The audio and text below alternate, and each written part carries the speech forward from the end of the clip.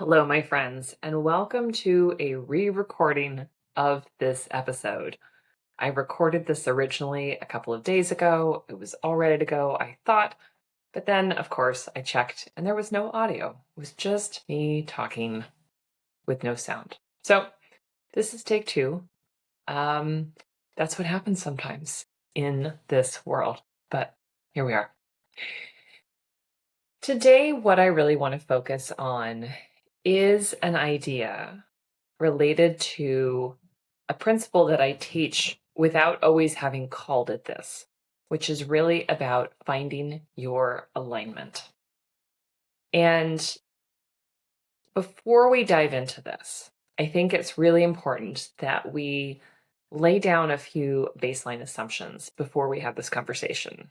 So, one, I'm going to assume that you are a hardworking person who has too much to do on their plate, because I have yet to meet a working physician who does not fall into that camp. And it doesn't really matter what else is going on in their lives. There is more work to do and be done than time and energy to do it. So that's assumption number one. Assumption number two, I am going to assume that you love something about medicine. Something brought you into this challenging field. Now, it might have been a love of physiology. It might have been a desire to help people, to be that caregiver who ties together. You might be someone who really loves to teach. And I know that if you are here listening to me, there is something that has called you into this profession. And you may feel right now that that is really being challenged by what's in front of you, what's on your plate. So I'm going to assume that at baseline, there is something that calls to you and that feels like maybe that's been flattened by the state of healthcare at this place and time. So those are some initial assumptions that I'm going to make as we dive into this topic deeper. And I really want to anchor around those things because sometimes we might be listening to a conversation about this and feeling like, why on earth are you talking about this? I want to know about burnout. I want to know how to feel better now. And me talking about this principle of alignment feels just too far out of field. Now, this would have been me at many, many points in my life. And this is not an immediate fix. This is a big picture idea, but it's still really important because it really centers us in this conversation so that we stay focused on what really matters to us, because that's what it comes down to. Now, I wanted to come up with a definition of alignment that seemed like it would make sense. And so this is the definition that I landed on that I liked. Alignment is a state of living and making decisions in a way that consistently honors your core values, leverages your unique gifts, and energizes you through your passions and interests. Let me read that one more time. Alignment is a state of living and making decisions in a way that consistently honors your core values, leverages your unique gifts, and energizes you through your passions and interests. There's a lot in there, but what we pull out, right, it honors our gifts and talents. It honors our passions and interests. It, honors our core values, right? All of those components together and thinking about how can we, keep all of those things in mind as we are making decisions for ourselves and living in that place. The analogy that was paired with this is, a car whose tires are in or out of alignment. When the tires are in alignment, the pathway is smooth, right? The car is moving evenly, smoothly, efficiently forward. When the tires are out of alignment, there might be shimmying. There might be, more pressure exerted to keep the course straight because the tires want to take us one way, but we want to go in a different direction. So it's a good analogy to think about, oh yeah, when everything is moving along, it's not to say that there's no bumps or friction, right? But the course is so much more effective rather than when things are out of alignment. It's really easy to notice when things are out of alignment and to know that something is off and wrong. We may not know exactly what that is, but again, if we look at the big picture, if we look at those different areas, what are our core values? What are our gifts and talents? What are our passions and interests? We can come back to this place where we can identify what here in my life right now are those things. And they may be different than they were in the past. Where I am currently in my medical career, where I'm taking care of patients with obesity and metabolic disease, as well as a lot of menopause care, really aligns with my passions and interests right now. However, that is different. There was a time 10 plus years ago where I was really more engaged with, pregnancy and prenatal care and that early sort of journey. It's not to say that I don't like those things. I'm less involved with them. And my passions and interests have shifted over time. Thankfully, as a family medicine physician, I get to decide if I want to shift my focus. And I've been able to make decisions that allow me to cater my practice towards those passions and interests. So, see that as a series of things. One, passions and interests can change. I'm still using my gifts and talents, but I'm using them in a different direction. And made decisions that helped me to be able to pursue those passions and interests and be able to provide care in the way that I wanted to. That is a good sort of big picture look at what we're talking about today. Those things didn't happen immediately. Those things unfolded over the course of years, and it took me realizing how far out of alignment I was and deciding I needed to do things differently in order to get to this place here. Now, another assumption, right, is that it is not perfect. It is not perfect because it never will be. There will always be things in our day to day, and that might be things at home and things at work that, are not a good use of our gifts and talents, that do not honor our passions and interests, right? Some things that are boring. I wouldn't say, that it's okay to be going against your core values. Not a big fan of that. But yeah, there are going to be some things that are boring and sort of necessary because I think that's just part of adulting and that's part of probably any profession. But when we are making sure that we are aligning ourselves towards our gifts and talents, towards, our passions and interests, things feel so much better and they move so much more smoothly, right? We're still burning gas. If we go back to the car analogy, we're still going to hit some bumps. We're still slowly wearing down our tires, right? We're going to need to attend and maintain those systems, but the overall journey is much more smooth. And that's what I want for you. So I want to look at 3 ideas that are centered around alignment. Alignment is an antidote to burnout.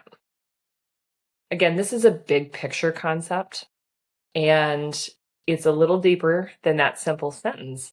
But when you are doing things that light you up, that you are very engaged in, that really call to you, and that you have some skill and expertise in doing, and of course that develops over time, you are significantly less likely to experience burnout, right? Not to say that you won't have tough days, but you won't feel like you're stuck in this total slog of events because you have claimed some ownership. You have expressed your gifts and talents and passions and interests in such a way that you are moving efficiently through the world.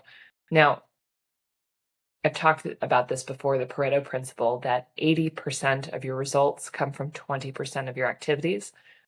This has been used in pretty much all different industries at some point, but including in our work. And I absolutely have seen some literature that suggested that when physicians are able to spend at least 20%, 1/5 of their time doing things that really fall into that bucket of using your gifts and talents, using your passions and interests, right? that is protective against burnout.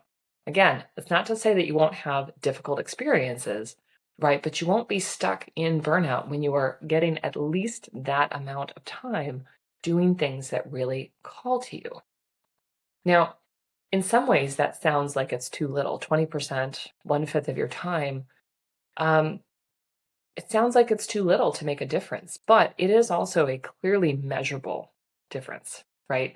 So it's a good place to start. And we could debate all we wanted about, well, why can't I spend 100% of my time? Why can't I spend 80% of my time?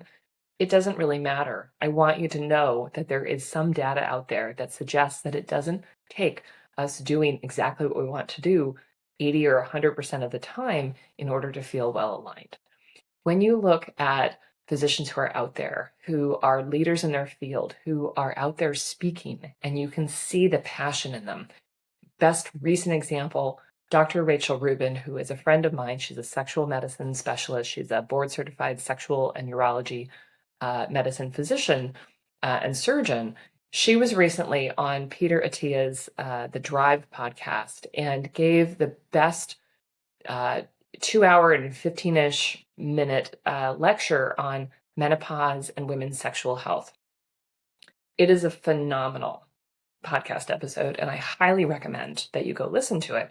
But Rachel is someone who knows very clearly what she is called to do, what she is interested in, and it's just such a great example of she has worked incredibly hard to be where she is.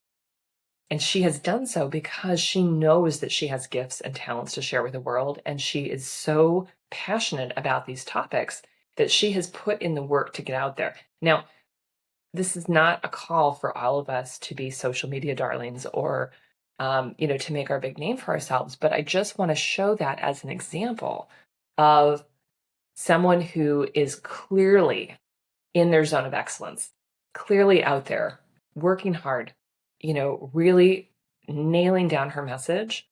And that's what I want for people. I want people to know what calls to them, to know what lights them up. And that's going to be different for all of us. But to know that when you are really in that zone where you're spending a detectable amount of time in your zone of genius, that you can do amazing things and you will feel better. So, alignment as an antidote to burnout. Now, we don't jump from burnout to alignment, right? But when we are starting to do this work and figure out what is this for you, you can see how things will pull you out of burnout because you will start to feel better. So, the next thing that I want to talk about is exactly that. In order to know what is your alignment, what are the things that are important to you, you are going to need to tune into your thoughts and feelings, which is something that we have covered many, many times on the show because it's so important.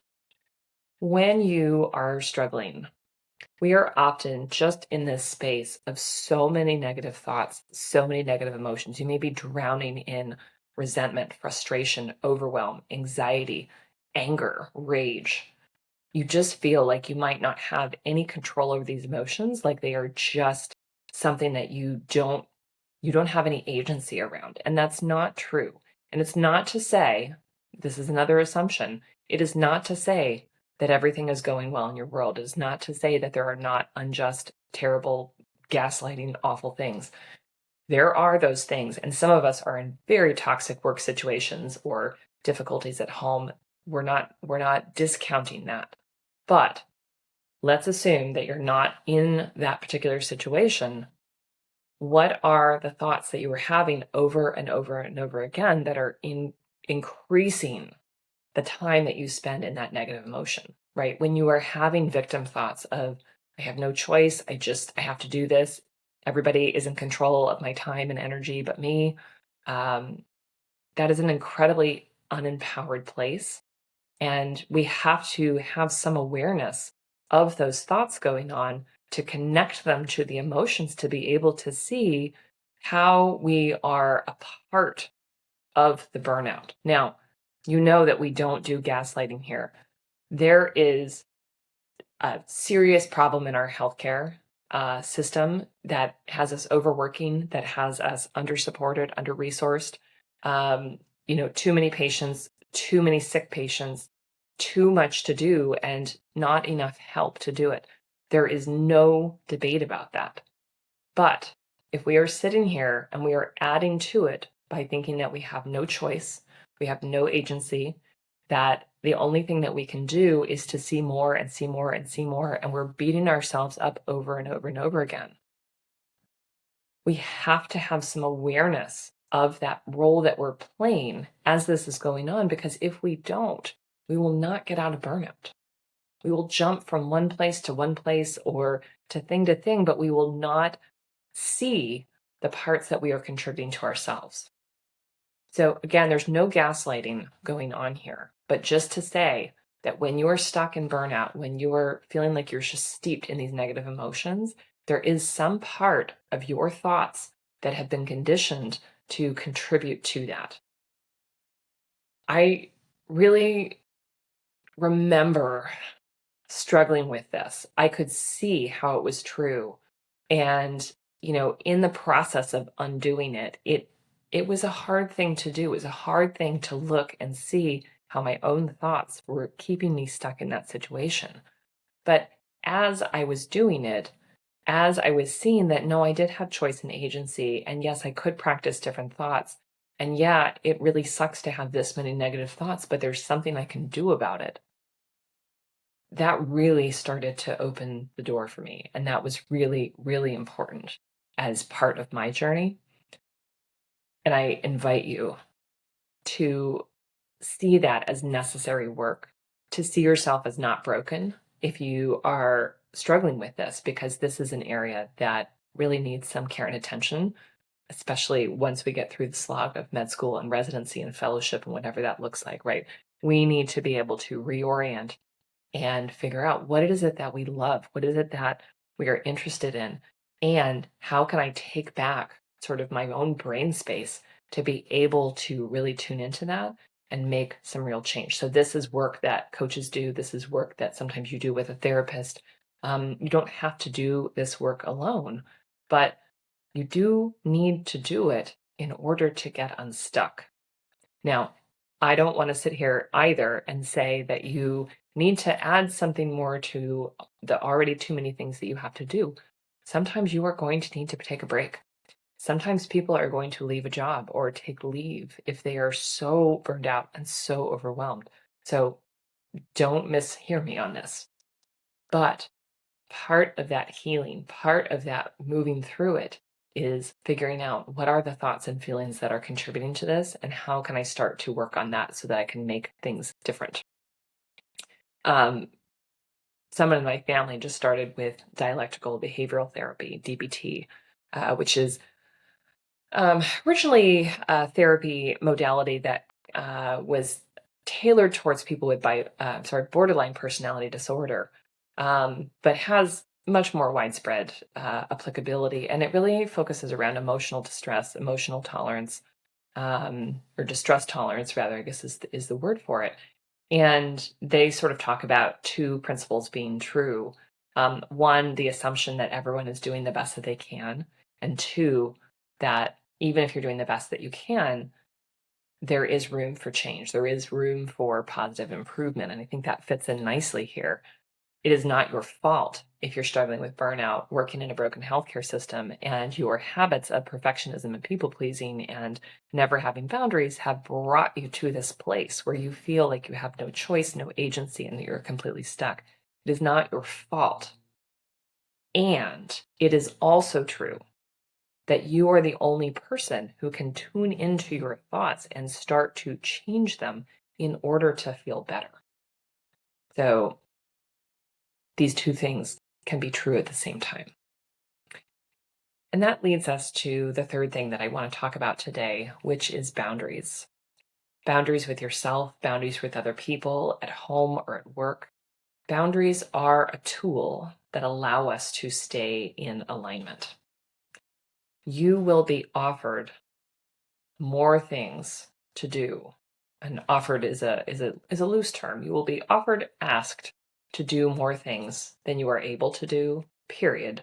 But also, you may be offered or asked to do things that you might be good at, you might do a perfectly reasonable job, but they are not in alignment with your gifts and talents. They are not in alignment with your passions and interests.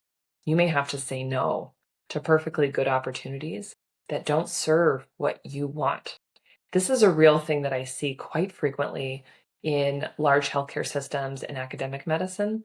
Someone who is being sort of groomed to go up this leadership path or this academic path, they really don't want to do. They know they should want to do it. They know that it might be important to do it, but they actually don't really want that for themselves. They see how that looks in other people, and that's not what they actually want for themselves. As I was preparing for the podcast, I was thinking about a couple of years ago when I served as a board member on the King County Academy of Family Physicians board. Somebody asked me to do it. I had the time. I thought, sure, why not? This is a chance to learn something, kind of about the family physician community in my area. And, I would go to these meetings and I would participate, but as I was sitting there, I just really realized, this is just not a good use of my time. This is not where my passions and interests are. And this is not, frankly, where my gifts and talents are. And it was very easy for me at the end of the 1 year term to say, you know what, this is fine, but I'm done. I'm good. I've contributed, and I'm going to step down from this.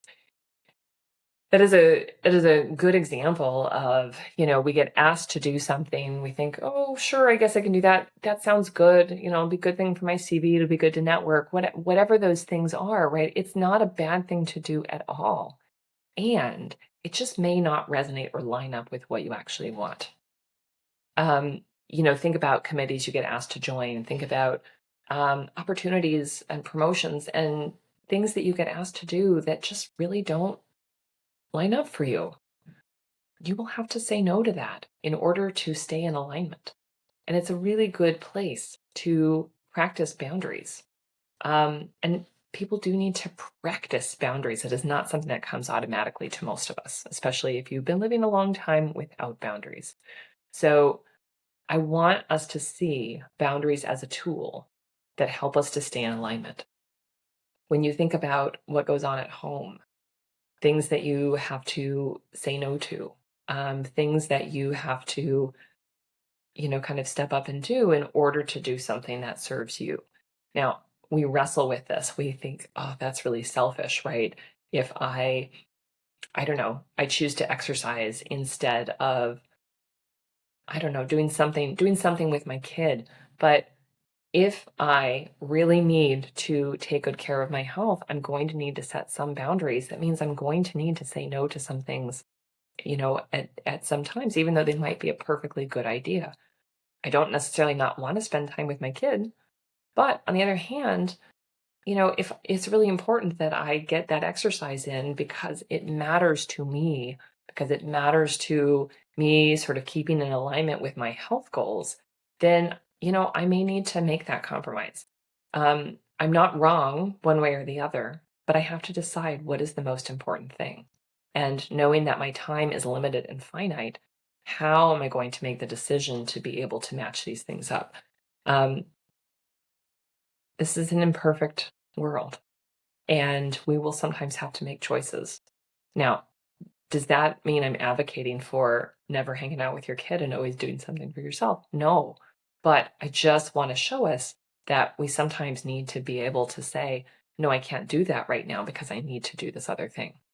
And I just want to recognize that there is some emotion there, there's some thought there, but boundaries are really a tool that help us to stay in alignment.